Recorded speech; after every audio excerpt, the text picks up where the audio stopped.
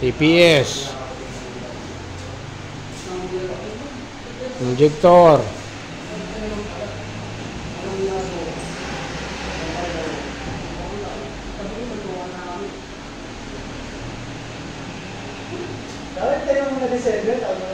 CKP sensor.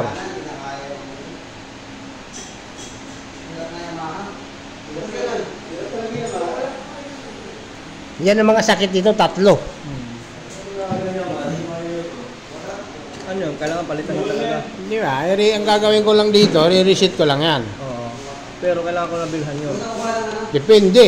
Papaano kung hindi naman sira? Baka may putol lang. Hindi naman ibig sabihin nagbe-blink sira na. Minsan, putol o kaya naglo-lose connection. Maraming dahilan ng pag... Siguro dahil hindi ko nare-reset kung naglilinis ako eh. Siya na rin yun. May procedure kasi yan. Nanuno ko, tinanggal ko. Kasi di ba nilinis mo yan dito?